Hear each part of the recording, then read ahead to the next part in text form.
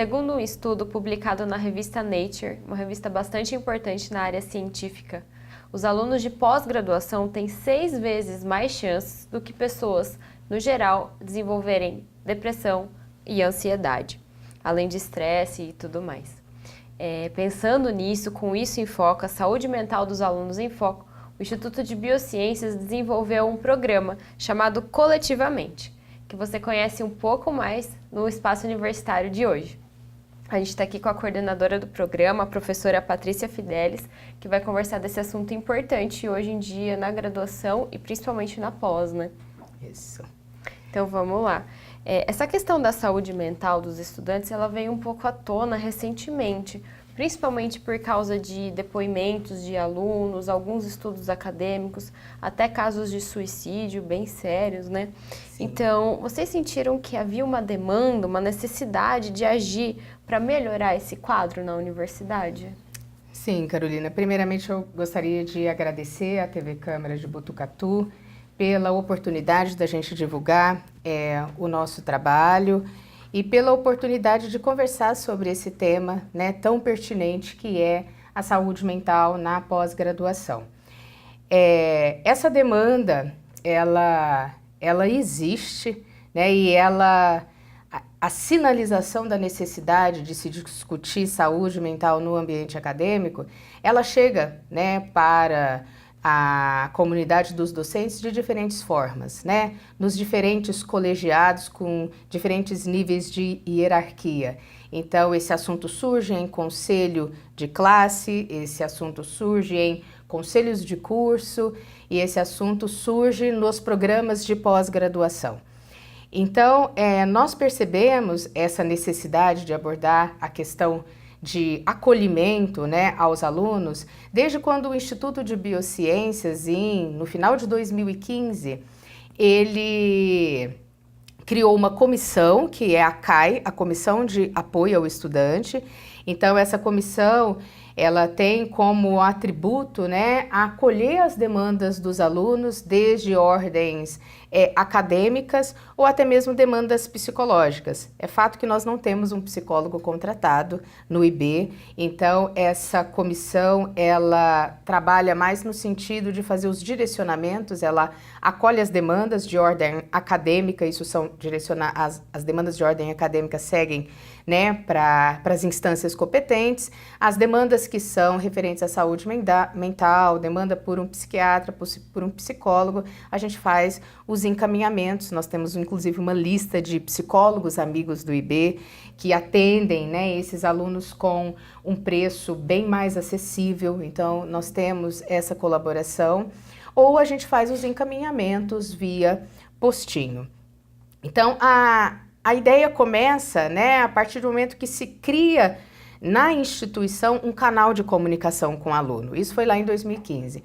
Quando foi no final de 2018, nós vimos a possibilidade, né, de desenvolver ações dentro de um programa que fosse mais direcionado para o bem-estar e saúde mental. Surge, então, a oportunidade da gente submeter uma proposta, né, pelo edital do convênio Unesp Santander, que é quem nos apoia no nosso programa. Então, na verdade, a preocupação já existia há um tempo, agora ela foi concretizada com um programa específico. Então, vamos explicar o que é o programa Coletivamente e como ele pretende ajudar os alunos da graduação e pós-graduação a enfrentarem essa fase, né, da vida com mais qualidade de vida e mais tranquilidade. Sim, o programa Coletivamente, ele é um programa que ele foi construído, né, a proposta ela foi construída a partir da demanda dos alunos, né, então em um certo momento quando a gente se deparou com o edital do convênio Unesp Santander, com a possibilidade de ter um apoio para desenvolver ações, nós, da Comissão de Apoio ao Estudante do IB, chamamos, né, os alunos da pós-graduação, veio uma aluna representante para exatamente trazer a demanda. Olha, existe um edital voltado para bem-estar, né? Qual que é a demanda que os alunos apresentam? Então partiu deles. Partiu deles. A gente achou salutar fazer essa consulta à comunidade discente, né? Qual que seria o ponto de partida? E o que chegou até a Comissão de Apoio Estudante foi exatamente a questão da saúde mental. Então, nós procuramos desenvolver dentro do perfil do edital, que prevê, na verdade, um plano continuado de ações que atendam um número grande de pessoas, né? Então, dentro do perfil do edital, a gente procurou montar um programa voltado para a questão da saúde mental. E aí foi onde nós entramos em contato com a psicóloga, a Fernanda Aoki, que é a psicóloga colaboradora da nossa proposta, né? Desde a sua construção até agora no momento de prática. Então, nós começamos a construir, a partir dessa demanda, quais vão ser os nossos planos de ação.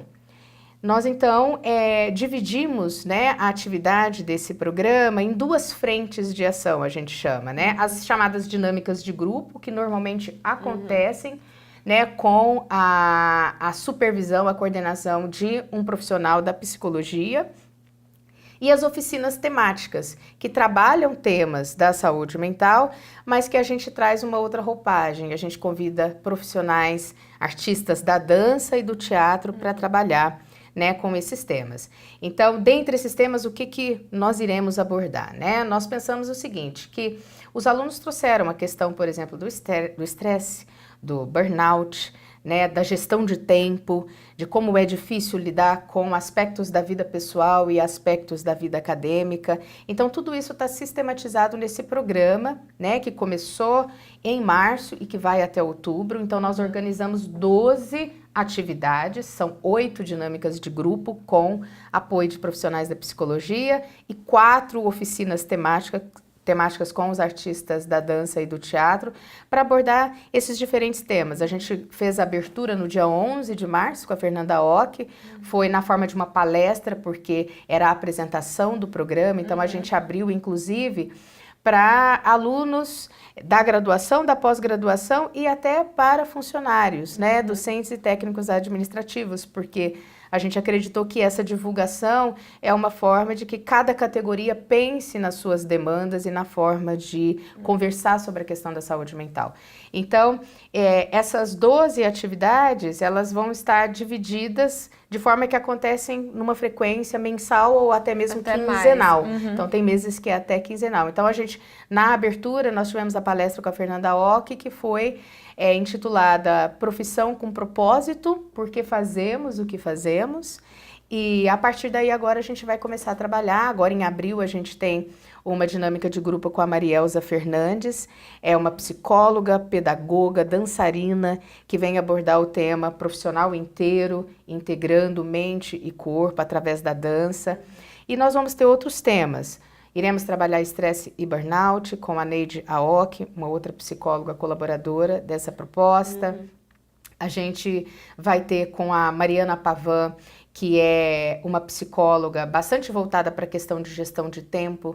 Então, a gente entende que o nosso aluno ele não precisa só ser acolhido nas demandas, mas se ele receber, né, orientações e subsídios para trabalhar com gestão de tempo, com inteligência social e emocional, que é um dos temas que a gente vai trazer também, a gente acredita que é uma forma de fortalecer essa comunidade para que enfrente essa fase aí da vida com mais propriedade.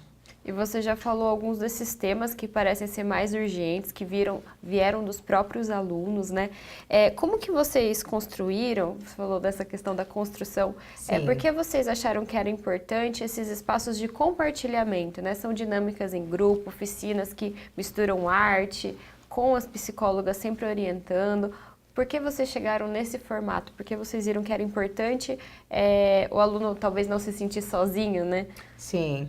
A gente contou, Carolina, com muito apoio, né, dos psicólogos que apoiam a nossa proposta. Então, a gente teve um trabalho, né, foi um desafio, porque nós tínhamos que desenvolver um programa que atendesse a demanda dos alunos, mas que não fugisse do perfil do edital, porque até então era uma proposta a ser... burocráticas também. Era uma questão a ser aprovada por esse edital. Né? Então, portanto, nós pensamos o seguinte, nosso grupo é grande, né? Só para que você entenda, aqui no IB, com os programas de pós-graduação que nós temos um total de 431 alunos matriculados atualmente, divididos entre alunos do mestrado e do doutorado. E portanto, todos eles podem participar do programa coletivamente, se eles quiserem.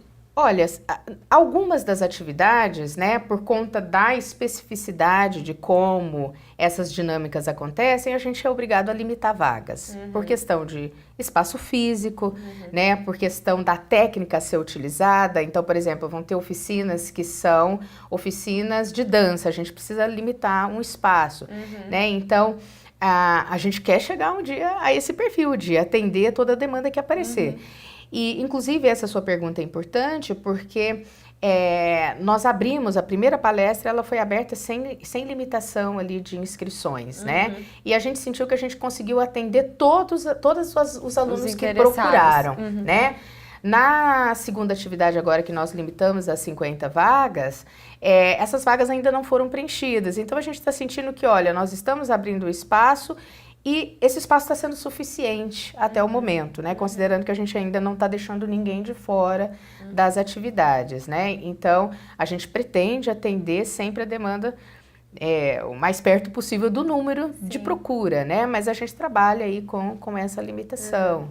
E antes que eu pergunte, né, que resultados vocês esperam com essas atividades, que está no começo, né, talvez lá no final do ano, talvez seja o momento ideal de ver os resultados e fazer essa pergunta de novo. Mas para a gente entender, que fatores que são característicos do ambiente acadêmico que exigem que exista essa atenção maior à saúde mental e que é o que vocês estão fazendo agora, né? Sim.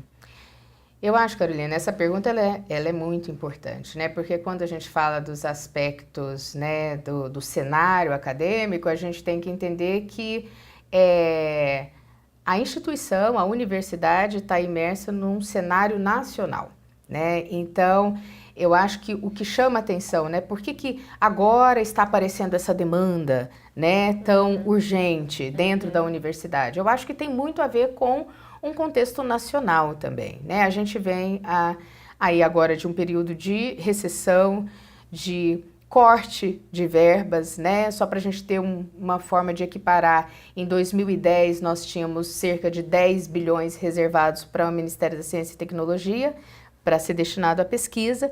Entende-se que pesquisa seja na forma de apoio a projetos de pesquisa, bolsas para pesquisador e bolsas para os alunos, né? Isso lá em 2010, 10 bilhões. 2017, isso foi para 3,4 bilhões. Então, esse cenário nacional, né, de recessão acaba implicando no ambiente acadêmico. Então, é fato, né, que o número de bolsas, né, acaba não atendendo toda a demanda. Por exemplo, no nosso instituto, nós temos a maioria dos nossos alunos com bolsa, né? Isso é algo extremamente positivo no nosso ambiente.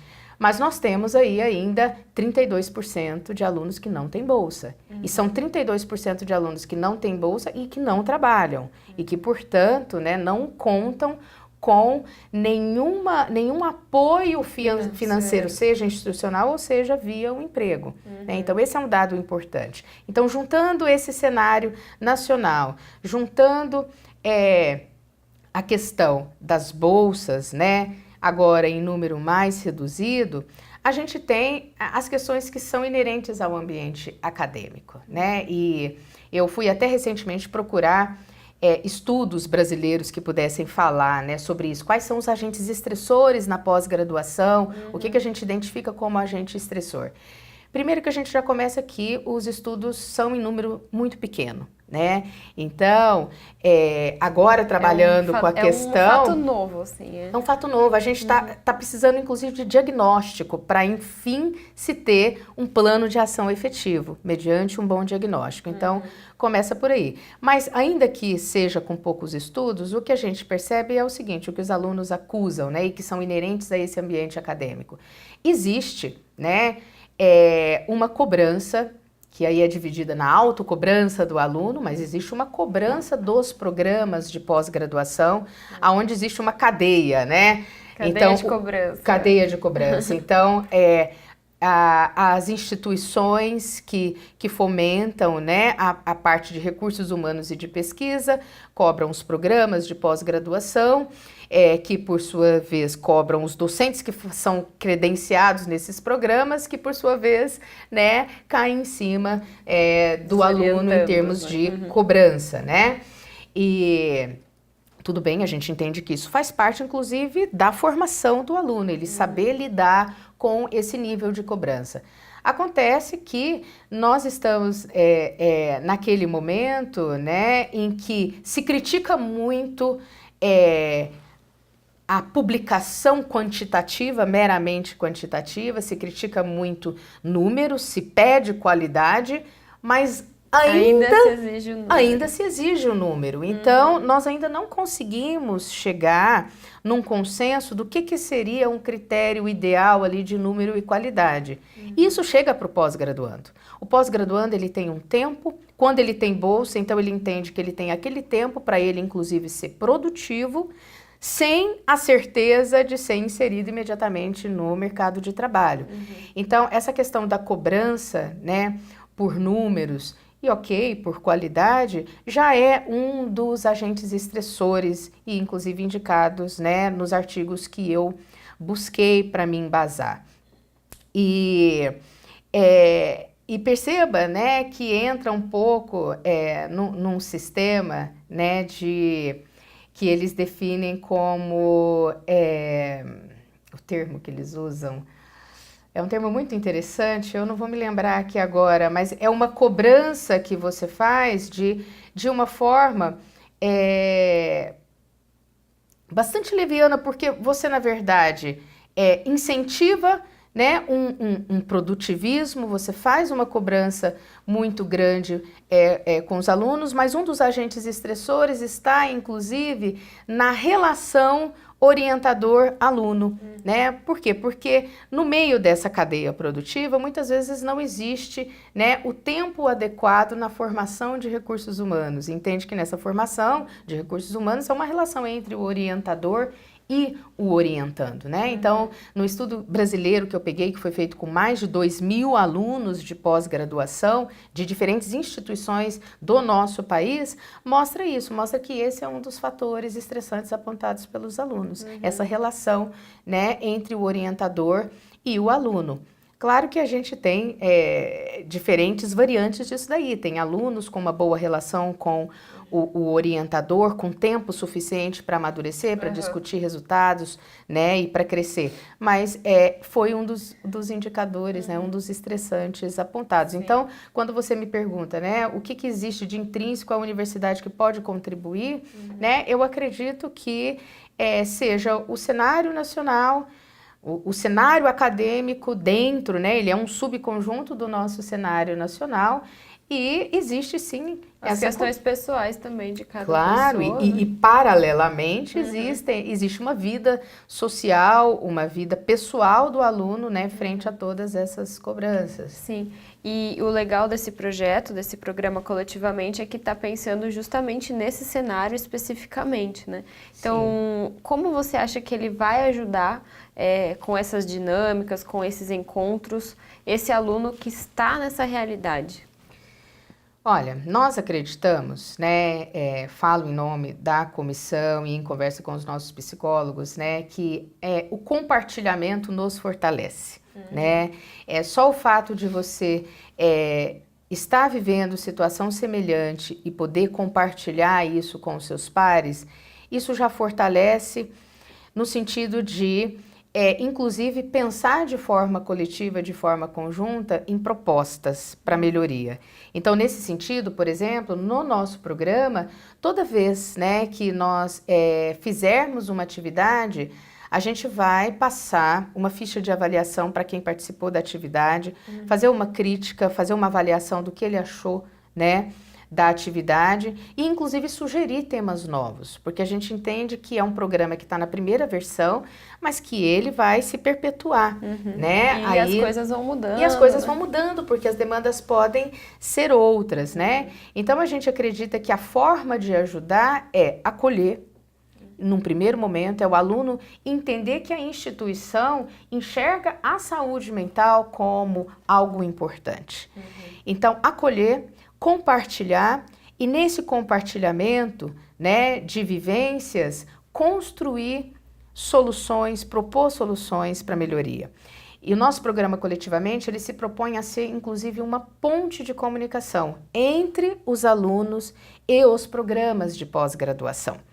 Então, nós iremos gerar relatórios aonde a gente vai passar, né, percentual de procura de alunos de pós-graduação pelo programa, porque isso é um indicativo de, olha, realmente é necessário. Nós iremos alimentar os programas de pós-graduação, né, com o que nos for sinalizado, né, nessas fichas de avaliação em relação, né, ao propósito da dinâmica, se ela atendeu ou se ela não atendeu, o que ainda precisa ser trabalhado referente à qualidade de vida e à saúde mental. Então, a gente acredita que nesse programa, acolhendo, compartilhando, construindo e alimentando o programa de pós-graduação, a gente consegue, né, levar a informação para toda essa cadeia, né, produtiva, no sentido de realmente prezar pela saúde mental dos nossos alunos. É a universidade com um papel ativo, né, no cuidado com a saúde mental dos alunos. Sim. E aí envolve também toda a comunidade de professores, de funcionários. Com certeza, né? E nesse sentido, o convênio Unesp Santander, ele foi salutar, né? Então, é uma iniciativa da Comissão de Apoio ao Estudante, no sentido de elaborar um programa junto com os colaboradores, mas sem esse edital, né, que nos viabilizou aí uma verba de R$4.000, é a verba que nós temos para custear os profissionais renomados de psicologia de março a outubro que vão estar aqui conosco. É um programa barato, vamos pensar que vai atender... Eu acredito que é um investimento, né? Porque a pós-graduação, eu acho que isso vale muito frisar, Carolina, ela é a força motriz. Na prática, é ela quem, né, faz a ciência no nosso país, né? A grande maior parte é a pós-graduação. Então, a universidade voltar o olhar para quem é a força motriz do desenvolvimento científico, tecnológico, social e humano do nosso país, né, é fundamental. Agora, para a gente terminar um pouco esse bloco, você gostaria de mostrar o logo do programa? E aí, se você quiser aproveitar, já chamar, fazer o convite, se alguém estiver assistindo, para os próximos encontros de abril e maio, que é o tempinho que esse programa vai estar no ar na TV. Sim, eu falo que particularmente eu gosto muito desse logo, né? Ele é um logo que foi criado pelos alunos, então isso é que é o bacana, né? Isso demonstra a construção do programa e o envolvimento coletivo dos alunos.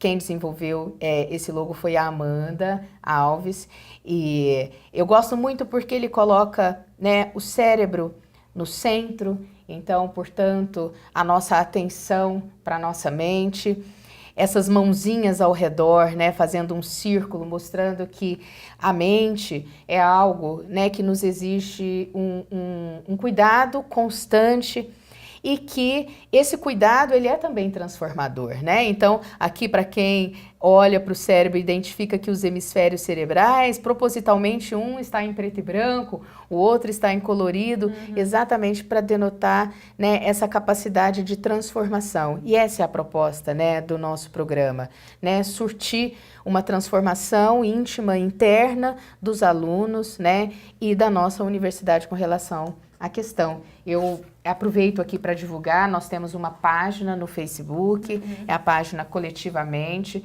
é lá que nós alimentamos, inclusive, com a nossa agenda. O nosso próximo evento, né, ele vai acontecer no dia 15 de abril, vai ser coordenado pela Marielza Fernandes, é a nossa psicóloga, pedagoga e bailarina que vai trabalhar, né, com o tema Integrando Mente e Corpo através da dança. As inscrições já estão abertas, a inscrição é feita online no site do IB, na aba Eventos. São 50 vagas para essa atividade, nós ainda temos vagas, então a gente convida nossos alunos aí a participar. Muito obrigada, professora Patrícia. Fica o convite. E para a gente encerrar esse bloco, você fica com um recado da psicóloga Fernanda Ock, que é do programa, é colaboradora, né, uma das psicólogas, que vai dar um recadinho para vocês. uma alegria muito grande fazer parte do programa coletivamente, poder ter tecido isso desde o início, junto com a equipe que pensou esse programa. E eu acho que a maior alegria é por 2 pontos. Primeiro, pela universidade estar podendo olhar de fato para o aluno, que é o cliente dela, que é o objetivo dela. Poder escutar e ver como ela tem reverberado dentro desses alunos. E número 2, mostrar um novo posicionamento da universidade. Então, o Bauman, ele fala que para as coisas mudarem, primeiro a gente precisa perceber que tem algo esquisito, algo incomodando, algo que não vai bem. E depois a gente precisa ver e entender que a gente sabe como lidar com isso, que a gente vai poder fazer alguma coisa com isso. Então, acho que essa é a grande importância. Se a gente não pensa que a gente pode se posicionar diferente, a gente mascara e nem enxerga aquilo, a gente finge que não existe. Mas quando a gente pode ver e propor coisas diferentes, a gente também pode diagnosticar e dar mais voz para aquilo que está soando errado. Eu acho que olhar para essa é uma realidade que não é só da Unesp, eu acho que é uma realidade e não é só Brasil. Tem uma pesquisa de Harvard que mostra que 4 de 5 alunos que entraram em Harvard sentem muita pressão de ser o aluno perfeito e não estão felizes e não estão satisfeitos de entrar em Harvard. Então, estamos falando de um sistema de ensino que tem sobrecarregado muitos alunos, que vendo que o ser humano é um ser humano integral. Às vezes a gente olha a vida profissional como se desse pra gente ser só uma coisa.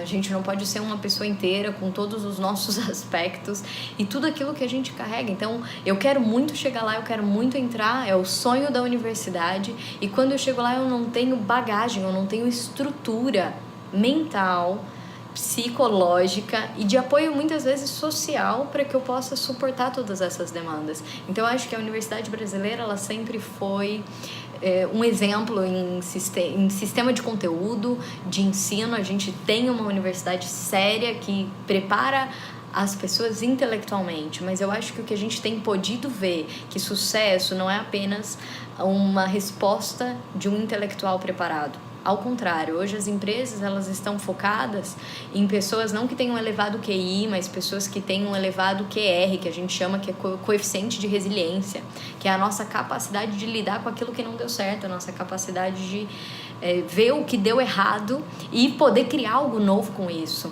E isso vem da nossa bagagem emocional.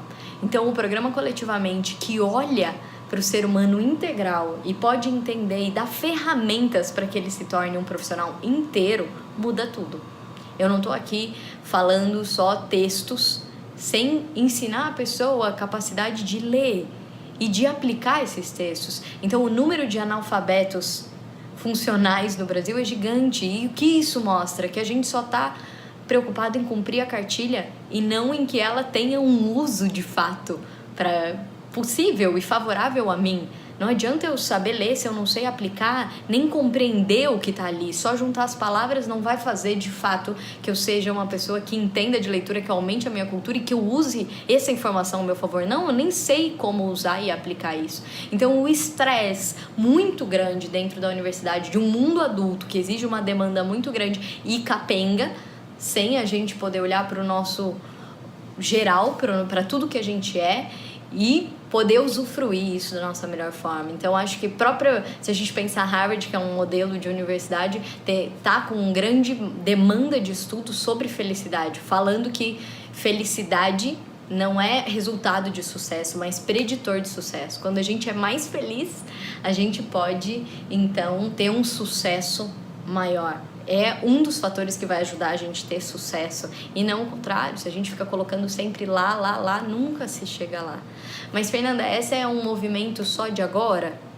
E as pessoas que faziam universidade antes? Eu penso que a gente está num momento, sim, de possibilidade de maior escolha e aí possibilidade de olhar mais para o que está acontecendo. Quando a gente está num momento de necessidade absoluta, quando não dá tempo, eu tenho que trabalhar e tenho que estudar, e aí nossos pais às vezes falam isso, né? Mas eu trabalhava, estudava e não reclamava e não tinha isso, não tinha aquilo. Mas é porque eu estou num estágio que eu nem posso olhar para as demandas seguintes, onde eu aprendi que eu tinha que guardar dinheiro e eu não sabia aplicar o dinheiro para voltar ao meu favor, porque nem dava tempo disso.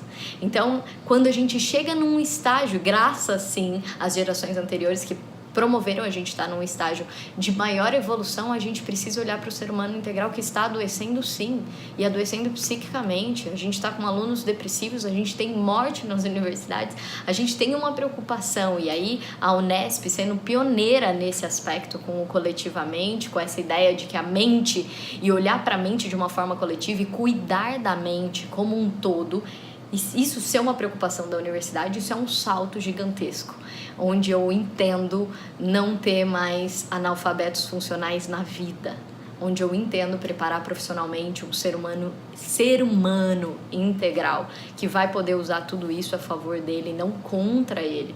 O programa Coletivamente, então, tem essa demanda e esse objetivo de cuidar do aluno de uma forma integral, e aí a gente pensou em quais são as questões que precisam mais capacitar esses alunos. Então, a gente tem aí uma série de atividades para falar sobre propósito, para falar sobre administração do tempo, para falar sobre estresse, sobre inteligência social, para falar sobre depressão, ansiedade, sim. Então, é um todo, é um conjunto de coisas para capacitar, primeiro para a gente saber acolher isso dentro de nós, a gente trazer para dentro o que está acontecendo e não ficar só no currículo oculto, isso que está lá, mas não está lá. Então, colocar isso em cima da mesa, fazer parte do currículo e, principalmente, criar condições para treinar capacidades para lidar com o mundo e com a vida de uma forma integral e de uma forma equilibrada. Acho que é essa a maior proposta desse programa e estou muito feliz de fazer parte de um programa que tem um propósito nobre e que está, sim, dentro do seu tempo, atento a tudo que está acontecendo para promover um futuro melhor, muito melhor, de pessoas profissionais mais capacitados, não só intelectualmente, mas em tudo que eles puderem ser e fazer. Esse é o Espaço Universitário, hoje falando sobre saúde mental na pós-graduação da Unesp, com o programa Coletivamente. Agora a gente conversa com uma pós-graduanda que está na coordenação, ajudando esse projeto, esse programa a criar vida, né? É a Jordana Oliveira, ela faz pós-graduação no IB em genética. Tudo bom, Jordana? Tudo bem. Então vamos lá. Qual que é o seu envolvimento com o programa Coletivamente? O que atraiu você a participar dele? Como a professora comentou anteriormente, tinha uma representante discente de todos os pós-graduandos que levou a demanda, a proposta, para que a gente discutisse na pós-graduação o que a gente buscava, o que seria importante para a construção do programa. E foi praticamente unanimidade entre os pós-graduandos falar sobre saúde mental. Então, de um jeito ou de outro, a gente acabou se unindo por conta dessa afinidade com o tema e tal, e unindo essas forças para que a gente pudesse trabalhar em conjunto. Então, a nossa comissão organizadora é composta de alunos de pós-graduação, aluno de graduação, a professora, que é a coordenadora, e mais o apoio, todo o suporte do IB para a gente poder fazer o programa acontecer. E a professora Patrícia comentou que alguns temas se destacaram, que vieram dos alunos: burnout, gerenciamento de tempo, estresse. Você que vive essa vida de pós-graduando mesmo, é estressante mesmo? Pode ser um pouco difícil? Então, é bem complicado falar sobre a pós-graduação, porque quem não está na pós-graduação trata a gente... são meros alunos ali estudando. Você só estuda? Isso já é um estressante pra gente, né? Ou então vem da família. E quando que você vai começar a trabalhar? E dentro da pós-graduação, a gente sabe que tem todo um cronograma, prazo, requer uma disciplina ali com muito afinco para que a gente desenvolva a nossa pesquisa. Então, a gente tem esses estressantes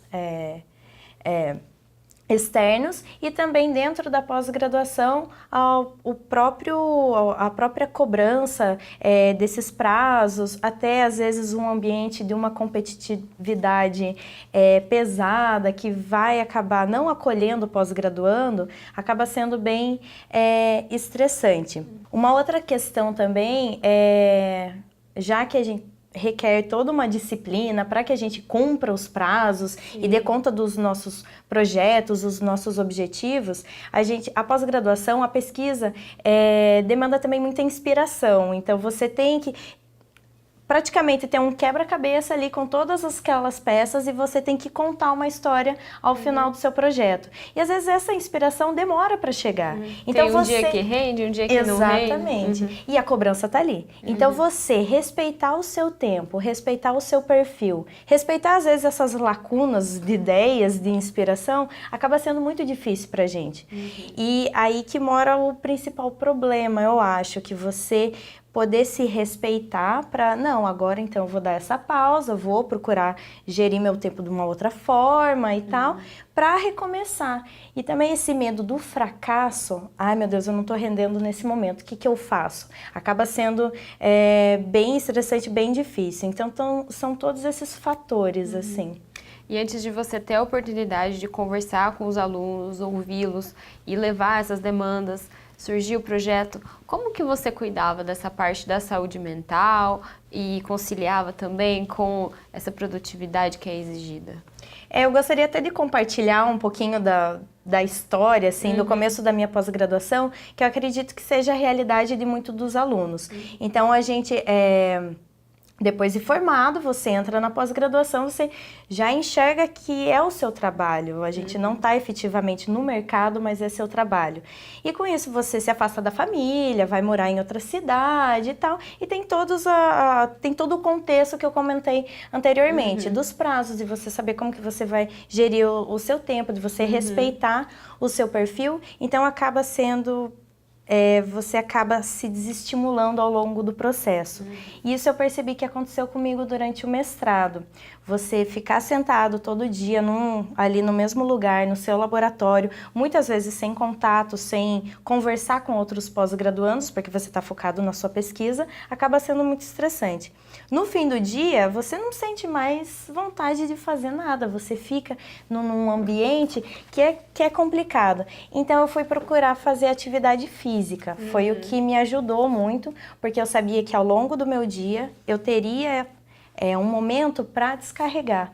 E eu vejo que hoje em dia, cada vez mais, os meus colegas têm procurado alternativas, o que é muito interessante, porque há um tempo atrás, eu acho, você falar que está com problemas ou algumas situações relacionadas à saúde mental era meio mal visto.